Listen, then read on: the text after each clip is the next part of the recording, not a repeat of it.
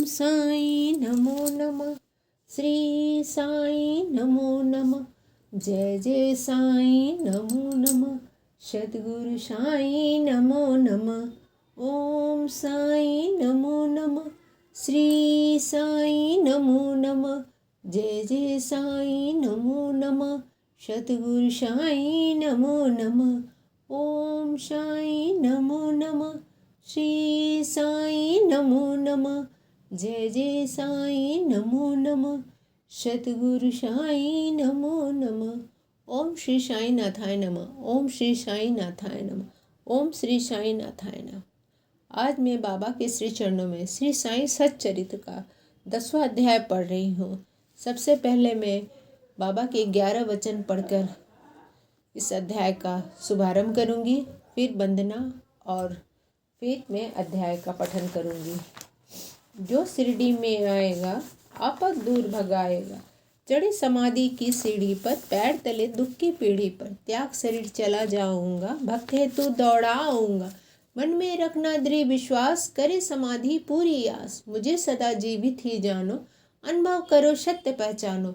मेरी शरण आँख खाली जाए, हो तो कोई मुझे बताए। जैसा भाव रहा जिस जन का, वैसा रूप हुआ मेरे मन का। भार तुम्हारा मुझ पर होगा, वचन न मेरा झूठा होगा। असहायता लो भरपूर, जो मांगा वो नहीं है दूर। मुझ में लीन वचन मन काया, उसका ऋण न कभी चुकाया। धन्य धन्य वह भक्त अनन्य, मेरी शरण तज जिसे न अन्य। अनंत कोटि ब्रह्मांड नायक, राजाधिराज योगी राज परम ब्रह्म, श्री सच्चिदानंद सतगुरु श्री साईनाथ महाराज की जय। ये परंपरा रही है कि किसी भी सतग्रंथ का लेखन आरंभ करने से पूर्व मंगलाचरण की वंदना की जाती है। मूल ग्रंथ के रचयिता ने भी ग्रंथ को प्रारंभ करने से पूर्व श्री गणेश, सरस्वती, त्रिदेव, कुल देवता, माता पिता, ऋषि मुनियों का वंदन किया है। मूल ग्रंथ के रचयिता श्री हेमाड पंत का भाव यह था कि श्री गणेश कार्यों को निर्विघ्न संपन्न करते हैं, लेकिन उनके लिए श्री साईं ही गणेश है। उनकी दृष्टि से श्री साईं सरस्वती से भिन्न नहीं है, क्योंकि उनके माध्यम से अपना जीवन चरित्र उन्होंने स्वयं ही लिखा है। हेमाड पंत का कहना था कि श्री साईं ही ब्रह्मा विष्णु महेश है, क्योंकि गुरु के रूप में वे संसार सागर को पार करने वाले हैं। कोंकण वह भूमि है जहाँ हेमाड पंत के कुल देवता श्री नारायण आदिनाथ का प्रादुर्भाव हुआ था। उस भूमि को परशुराम जी से सागर से निकाला था। बाद में उन्होंने अपने कुल के पूर्व पुरुषों को नमन किया। हेमाड पंत भारद्वाज गोत्रीय थे, अर्थात सर्वप्रथम उन्होंने भारद्वाज मुनि को, उसके पश्चात याज्ञवल्क्य, भृगु, नारद, वेद व्यास आदि मुनियों को प्रणाम कर ज्ञानदेव, नामदेव, तुकाराम आदि संतों को भी प्रणाम किया है। उसके उपरांत पितामह सदाशिव, पिता रघुनाथ जो एवं माता जो उन्हें बचपन में छोड़ गई थी, उनको नमन करने के बाद भरण पोषण करने वाली चाची तथा बड़े भाई को नमन किया है। फिर उन्होंने पाठकों से नमन पूर्वक ये निवेदन किया है कि वे एकाग्रता पूर्वक इस कथामृत का पान करें। सबसे अंत में उन्होंने सच्चित आनंद स्वरूप सद्गुरु श्री साईनाथ महाराज को प्रणाम कर ग्रंथ का शुभारंभ किया है। ओम श्री साईं गुरुवे नमः। ओम श्री साईं गुरुवे नमः। ओम श्री साईं गुरुवे नमः। ओम श्री साईं बाबा का रहन सहन एवं दिनचर्या। पादुका की कथा। श्री साईं बाबा का रहन सहन और दिनचर्या। श्री साईं बाबा ने तरुण अवस्था में भी कभी केस नहीं कटवाए। उनके पीछे ऐसा कारण माना जाता है कि वे अयोनिज थे, तेज रूप थे, अतः उन्हें केस कटवाने की आवश्यकता भी नहीं थी। वे सदैव एक पहलवान की तरह रहते थे। उनका शरीर भी कमोवेश पहलवान जैसा था। श्री साईं बाबा शिरडी से 3 किलोमीटर दूर राहता में जब जाते थे तो वहाँ से गेंदा, जूही, जई के पौधे ले जाते थे और उन्हें जमीन को स्वच्छ करके वहाँ रोप दिया करते थे। इतना ही नहीं बल्कि वे पौधों को अपने हाथों से सींचा करते थे। उनके एक भक्त था बामन तात्या। तात्या उन्हें नित्य मिट्टी का बने 2 घड़े दिया करता था। उन घड़ों से ही बाबा जब पौधों में जल सींचा करते थे।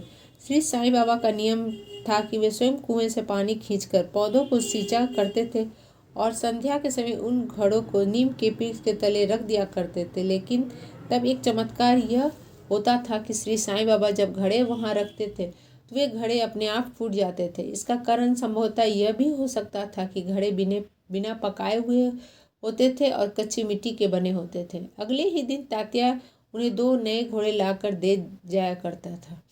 यह सिलसिला 3 वर्ष तक चलता रहा। श्री साईं बाबा के घोर श्रम के फलस्वरूप ही वहाँ फूलों की एक मनोरम फुलवारी बन चुकी थी। उल्लेखनीय है कि वर्तमान में बाबा का समाधि मंदिर जिस भव्य भवन में है वह भवन इसी स्थान पर बना हुआ है। आज भी वहाँ देश विदेश से हजारों लाखों भक्त श्री साईं बाबा के दर्शन के लिए वहाँ जाते हैं। पादुका की कथा। अक्कलकोट महाराज के पास परम श्री भाई कृष्ण जी अली बाकर का नियम था कि वे अक्कलकोट महाराज के चित्र का नित्य पूजन किया करते थे। एक बार की बात है कि वे अक्कलकोट जिला सोलापुर जाकर महाराज की पादुकाओं का दर्शन पूजा करने का निश्चय किया। वे प्रस्थान करने ही वाले थे कि इसके पूर्व ही वे अक्कलकोट महाराज ने उन्हें स्वप्न में दर्शन देकर कहा कि आजकल मैं शिरडी में ही विश्राम करता हूँ, अतः तुम मेरा पूजन वहीं करो। अगले दिन अली बाकर अक्कलकोट न जाकर शिरडी पहुँचे। वहाँ पहुँचकर उन्होंने श्री साईं बाबा का पूजन दर्शन किया। अली बाकर शिरडी में 6 महीने तक रहे। स्वप्न की स्मृति स्वरूप उन्होंने पादुकाएं बनवाई। बाद में वे शक संवत 1834 में श्रावण मास के शुभ दिन उन्हें नीम पेड़ के नीचे पादुकाएं प्रतिष्ठापित कर दी। दादा केलकर एवं उपासनी महाराज ने पादुका स्थापना उत्सव विधिवत संपन्न करवाया। फिर एक दीक्षित परिवार को पादुका पूजन के लिए नियुक्त कर दिया तथा प्रबंधनकार का एक अन्य भक्त शगुन मेरू नायक ने के सुपुर्द कर दिया। वी देवठाने ने सेना निवृत्त मामलतदार थे। वे श्री साईं बाबा के परम भक्त थे। उन्होंने शगुन मेरू एवं गोविंद कमलाकर दीक्षित से इस बारे में पूछताछ की।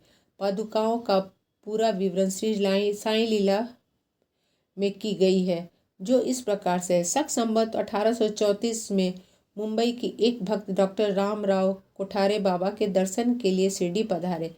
उनके साथ उनका कंपाउंडर था। एक मित्र भाई कृष्ण जी अली बाकर भी थे। कंपाउंडर एवं अली बाकर की शगुन मेरू नायक व जी के दीक्षित से गहरी मित्रता हो गई। कुछ अन्य विषयों पर चर्चा के समय उन्हें विचार आया कि श्री साईं बाबा के शिरडी में प्रथम आगमन एवं पवित्र नीम पेड़ के तले वास करने की ऐतिहासिक स्मृति स्वरूप क्यों न पादुका स्थापना कर दिया जाए। जिस समय पादुकाओं के निर्माण पर परस्पर विचार विमर्श होने लगा, उस समय अली बाकर के मित्र कंपाउंडर बोले कि यदि इस बात का ज्ञान मेरे मालिक कोठारे को हो जाए तो वे मनोरम पादुकाएं बनवा देंगे। सभी को इस प्रस्ताव को स्वीकार कर लिया। फिर कोठारे को इसकी जानकारी दे दी गई। जानकारी मिलने पर डॉक्टर कोठारे शिरडी आए और पादुकाओं की रूपरेखा बनाई तथा इस संदर्भ में उपासनी महाराज से भी खंडोबा मंदिर में मुलाकात की। उपासनी महाराज ने कुछ संशोधन कर कमल पुष्प बना दिए। साथ ही एक श्लोक की भी रचा जो नीम के पेड़ की महिमा एवं श्री साईं बाबा की योगिक शक्ति का प्रतीक है। श्लोक इस प्रकार से: सदा निम्ब वृक्षस्य मूलाधिवासत् सुधा श्राविणं तिक्तमप्य प्रियं तं तरुकल्पवृक्षादिकं साधयन्तं नमामीश्वरं सद्गुरुं साईनाथाम। उक्त श्लोक का आशय है कि मैं भगवान श्री साईनाथ को नमस्कार करता हूँ, जिसका समाप्य पाकर नीम का पेड़ कटवा एवं अप्रिय होने पर भी अमृत वृष्टि करता था। उनमें अनेक रोगों से छुटकारा दिलाने का सगुण विद्यमान होने के कारण इसे कल्प वृक्ष से भी श्रेष्ठ कहा गया। उपासनी महाराज का ये विचार सबको भा गया, जिसे बाद में कार्य रूप में परिणत कर दिया गया। पादुकाएं मुंबई में बनवाई गई और कंपाउंडर के हाथ शिरडी भेज दी गई। श्री साईं बाबा की अनुमति से पादुकाओं की स्थापना श्रावण मास की पूर्णिमा को कर दी गई। इस रोज जी के दीक्षित प्रातः 11 बजे पादुकाओं को मस्तक पर रखकर खंडोबा मंदिर से समारोह पूर्वक द्वारिका माई लाए। श्री साईं बाबा ने पादुकाओं को स्पर्श करते हुए कहा, ये भगवान की श्री चरण है, इनकी नीम के पेड़ के नीचे स्थापना कर दें। एक दिन पूर्व मुंबई के एक पारसी भक्त पास्ता सेठ ने 25 रुपये का मनी ऑर्डर भेजा था। बाबा ने वह रुपये पादुकाएं की स्थापना के लिए दे दिए।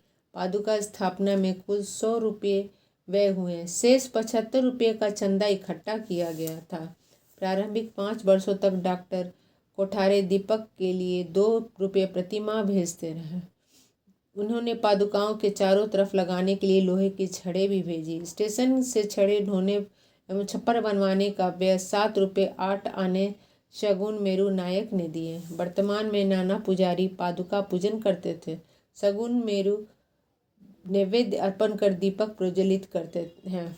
भाई कृष्ण जी पहली अक्कलकोट महाराज के शिष्य थे। जब वे शक संवत 1834 में पादुका स्थापना के अवसर पर शिरडी पधारे और बाबा के दर्शन कर उन्हें वापस अक्कलकोट जाने की अनुमति मांगने के लिए मस्जिद गए, तब बाबा बोले, अरे अक्कलकोट में क्या रखा है, तुम वहाँ क्यों व्यर्थ में जाते हो, वहाँ के महाराज तो यहीं पर हैं। जब भाई कृष्ण जी ने श्री साईं बाबा के मुख से ऐसा सुना तो उन्होंने अक्कलकोट जाने का विचार त्याग दिया। पादुका स्थापना के बाद वे अक्सर शिरडी जाते आते रहते थे। वी देव के अंत में लिखा गया है कि इन सब बातों के बारे में ग्रंथ लेखक हेमंत पंत को जानकारी नहीं थी, अन्यथा वे श्री साईं बाबा के सच्चरित्र में विवरण अवश्य लिखते। ओम श्री साईं नमो नमः। ओम श्री साईं नमो नमः। ओम श्री साईं नमो नमः।